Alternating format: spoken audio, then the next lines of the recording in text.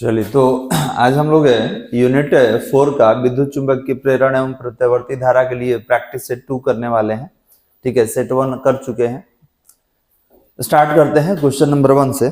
देखिएगा क्या कह रहा है कि प्रत्यावर्ती धारा परिपथ में यदि धारा I एवं वोल्टेज के बीच कलांतर फाई हो तो धारा का वाटहीन घटक होता है। तो आपको बताए थे वाटहीन घटक क्या होता है बालक, I sin फाई होता है। बहुत अच्छा। वाटहीन धारा भी होता है, धारा आपको बताया गया है। चलिए, कह रहा है किसी ऊंचाई ट्रांसफार्मर के प्राइमरी, इसको प्राथमिक कहते हैं, प्राइमरी तथा सेकेंडरी में क्रमशः N1 और N2 फेरे हैं। तो ये बताइए ऊंचाई ट्रांसफार्मर मतलब वोल्टेज बढ़ाने वाला, और जानते हैं कि वोल्टेज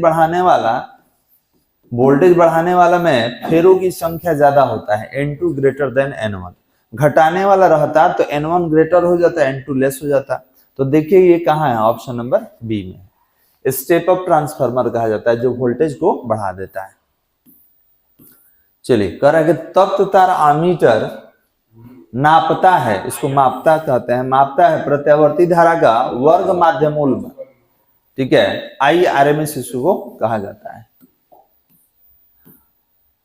चलिए, प्रतिघात हो, प्रतिबाधा हो, प्रतिरोध हो, सबका मात्रक क्या होता है, ओम। हाँ, LR परिपथ का शक्ति गुणांक होता है, शक्ति गुणांक। तो आप कहिएगा कि सर शक्ति गुणांक होता है cos phi equal to R upon Z। ठीक है, तो R है, Z हटाइएगा तो ये आ जाएगा। तो ऑप्शन नंबर कौन होगा, बी।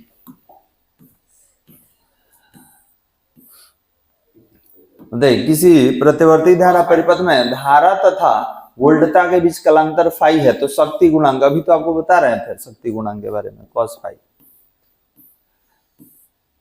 चलिए, किसी प्रत्यावर्ती धारा का शिखर मान I0 इक्वल टू 5√2 है तो धारा का वर्ग माध्यमूल मान, तो देखिए I RMS को वर्ग माध्यमूल मान कहते हैं, और ये होता कितना है, I0 अपॉन √2 होता है। ठीक है, I0 का वैल्यू वहां से देख लीजिए, 5√2 अपॉन √2, ये दोनों जब कैंसिल हो जाएगा तो कितना रहेगा, 5 एम्पियर। Option number A.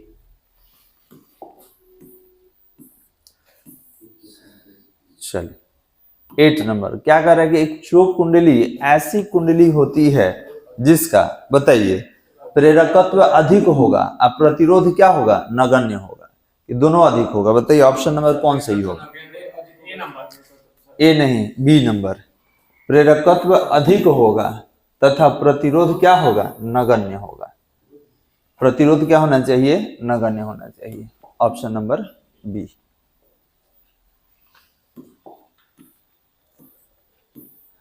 चलिए और बताइए, कह रहा है किसी प्रत्यावर्ती धारा परिपथ में वोल्टेज V तथा धारा I के बीच धारा I हो तब शक्ति का क्षय होता है। तो ये तो कोण पर निर्भर करेगा, V तथा I के बीच कला कोण पर निर्भर करता है। क्लियर है वाला, क्योंकि किसी किसी सर्किट में एनर्जी लॉस होता है, किसी में नहीं भी होता है।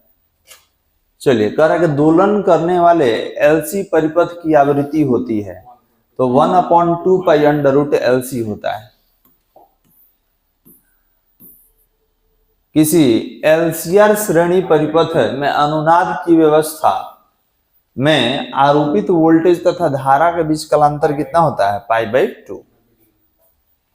ठीक है, और प्लस माइनस दोनों में होता है। इसमें आ जाइए, क्या कह रहा है कि LCR परिपथ में अनुनाद की स्थिति में शक्ति गुणांक का मान कितना होता है, 1 होता है। सारा LCR सही क्या है। LCR परिपथ में शक्ति गुणांक, देखिए एक तो आंसर आपको यही दिख रहा है, शक्ति गुणांक 1 के लिए प्रतिबाधा है। प्रतिबाधा क्या होता है बताइए, LCR कितना होगा, तो option number C, omega L या L ओमेगा इक्वल टू 1/ओमेगा C।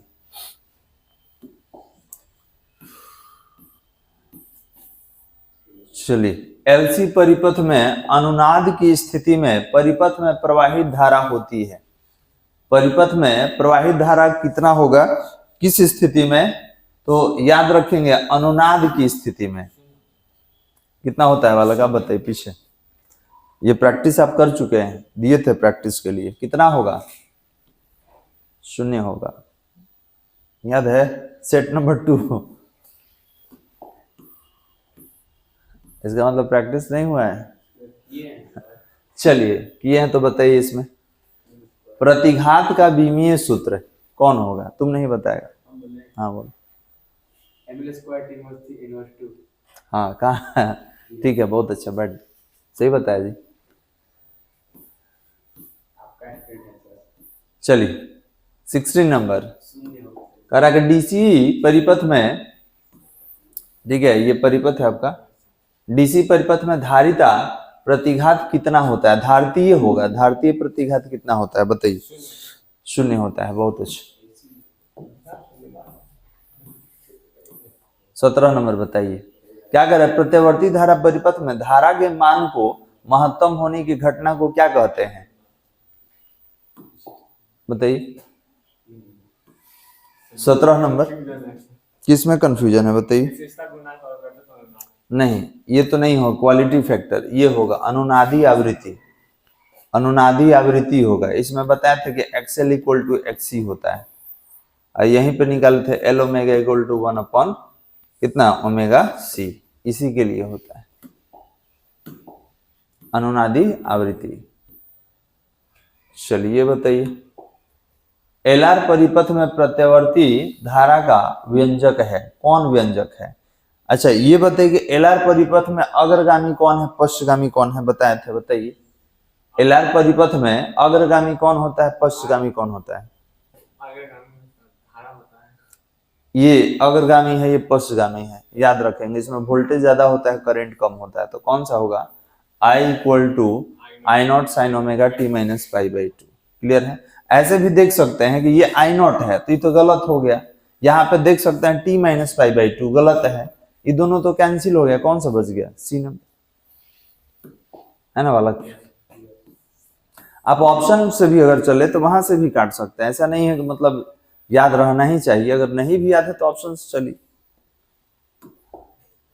अब देखिए यहाँ पे कह रहा है कि एल परिपथ में वोल्टेज अग्रगामी है, दो होता ही है, वोल्टेज होता है, करंट होता है, तो जब वोल्टेज अग्रगामी है तो करंट क्या हो जाएगा? पश्चगामी।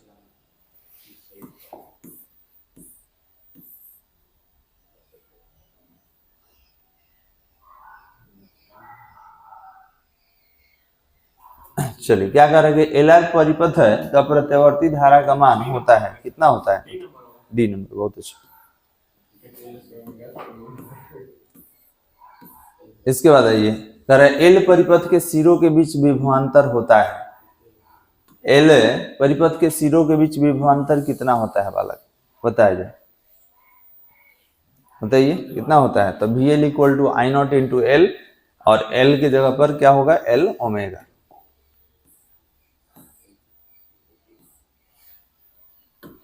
चलिए आर प्रतिरोध है कि प्रतिरोधक के सिरों के बीच विभवांतर होता है, कितना विभवांतर होगा? आर प्रतिरोधक के प्रतिरोधक के सिरों के बीच विभवांतर कितना होगा? तो V naught R equal to I square R. Next ये आप बताइए बालक, उसको बताने दो, तुम नहीं बताएगा, उसको बताने दो। बोलो बालक कौन होगा इसमें?